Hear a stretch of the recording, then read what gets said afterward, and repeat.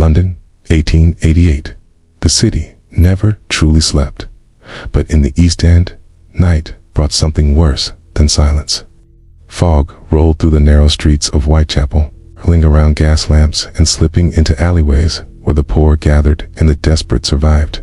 This was a place forgotten by the wealthy, a place where hunger was common, a place where danger was expected. And in the late summer of that year, a killer walked freely among them. No one saw his face clearly. No one heard his footsteps coming. But by dawn, everyone knew his name. Jack the Ripper.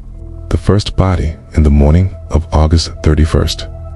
A woman named Mary Ann Nichols was found lying on Bucks Row. Her skirts were raised. Her throat had been cut so deeply it nearly severed her head. The damage to her body was deliberate, methodical, and horrifying. Police were called.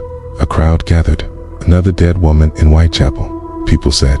But this was different. This wasn't a robbery. This wasn't a drunken fight. Someone had taken their time. Fear takes hold a week later. Annie Chapman was found dead in the backyard of a boarding house. Her throat had been cut just like Mary's, but this time the killer went further. Organs were removed. The violence had escalated. Now Whitechapel was terrified. Women refused to walk alone at night. Men patrolled the streets with sticks and knives. Police doubled their presence, but it didn't matter. The killer wasn't hiding. He was hunting. The night of two murders, September 30th, became known as the double event. First came Elizabeth Stride, found with her throat cut but, strangely, without the usual mutilations. Investigators believed the killer had been interrupted. Less than an hour later, they found Catherine Eddowes. Her face had been slashed beyond recognition. Her abdomen opened. A piece of her kidney was missing. The message was clear. If Jack the Ripper had been stopped once, he would make sure the world noticed the second time. The letters sphere spread. Something else followed.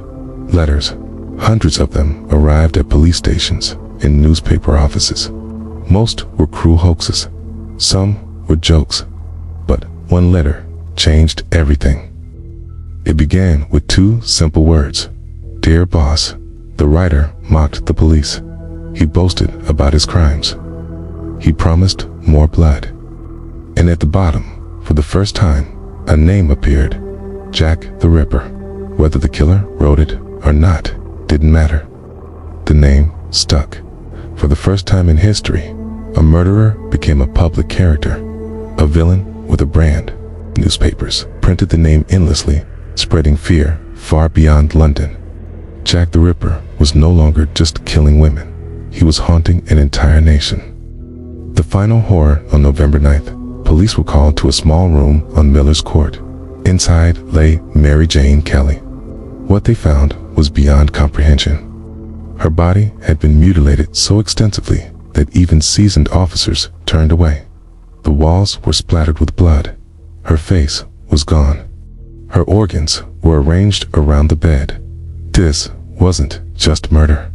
It was a message. And after that night, the killings stopped. Jack the Ripper vanished as suddenly as he appeared.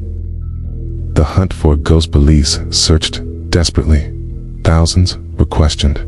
Suspects ranged from butchers to doctors, immigrants to aristocrats. But Victorian London had no fingerprints, no DNA, no reliable forensic science. Witnesses contradicted each other. Evidence decayed. Leads vanished. Some believed the killer died. Others believed he was in prison for another crime. Many believed he simply walked away, blending back into the fog. To this day, no one knows. The suspects, over the decades, names emerged. A troubled barrister who drowned himself. A barber committed to an asylum. An artist obsessed with violence. Even members of the British royal family. Books were written.